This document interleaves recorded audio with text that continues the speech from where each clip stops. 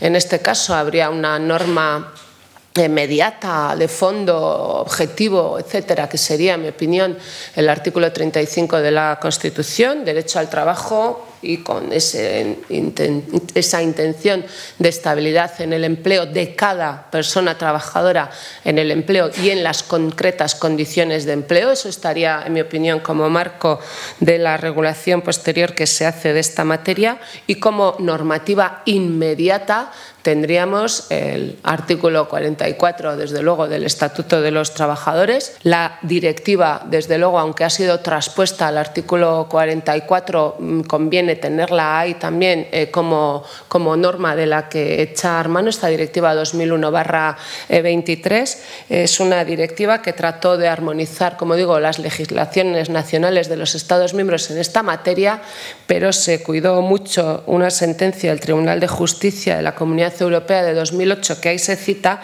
de indicar que no pretendía, como casi nunca las directivas de la Unión, imponer niveles uniformes de protección salvo suelo mínimo. Bien, y la otra norma que conviene también tener en cuenta, la Ley 22/2003, ley concursal, a la que para empresas en concurso se remite expresamente el Estatuto de los Trabajadores. ¿Cuál es la situación regulada en el artículo 44? Bueno, sabemos, luego lo iremos viendo, que el artículo 44 lo que pretende es dar una solución a lo que va a ocurrir con los contratos de trabajo, con las condiciones de trabajo, eso en materia individual, y con aspectos colectivos como el convenio aplicable y la representación de los trabajadores. Básicamente, ¿qué va a ocurrir en esos aspectos cuando se produzca un cambio de titularidad de la empresa, cuando se produzca en definitiva un supuesto de sucesión empresarial? ¿De qué se preocupa? Bueno, pues se preocupa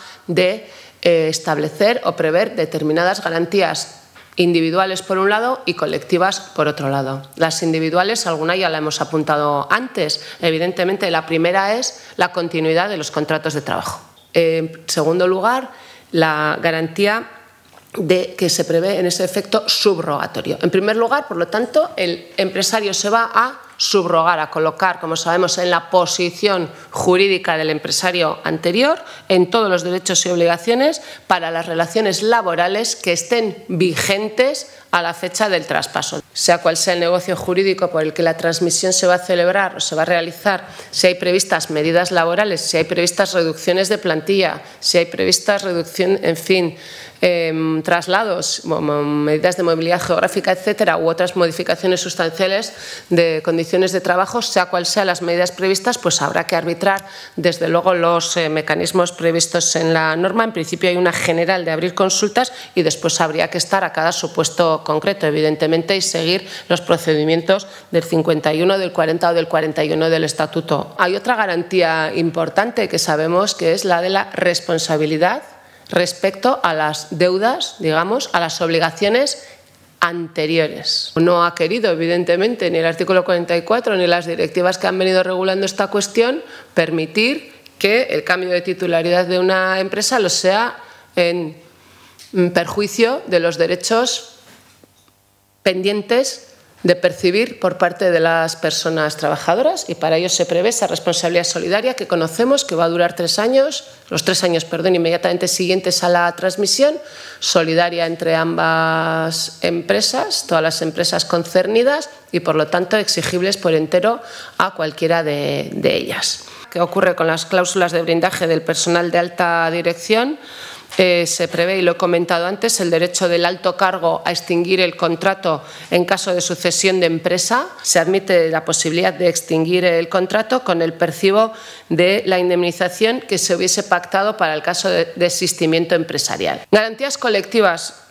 2, básicamente. Una, qué efectos se van a producir con respecto al convenio colectivo, y la otra, qué efectos se van a producir, luego lo vemos, con respecto a la representación del personal, la representación de los trabajadores. Bueno, con respecto al convenio colectivo, evidentemente, una transmisión de empresa, una integración de una empresa en otra empresa hace dudar de cuál será el convenio aplicable a los trabajadores que han sido cedidos o que han sido transmitidos. Bueno, pues la previsión del artículo 44 en su apartado 4 es que seguirá rigiendo siguiendo y aplicándose a las condiciones, a las relaciones laborales del personal transmitido, el convenio que regía con anterioridad. ¿Hasta cuándo? Pues hasta 2 momentos. Hasta que expire el convenio o hasta que entre en vigor un nuevo convenio. Y, en segundo lugar, la representación de los trabajadores. ¿Qué pasa con la representación de los trabajadores de la unidad, centro de trabajo, empresa, que es transmitida a otra empresa? Lo recoge el apartado 5 del artículo 44.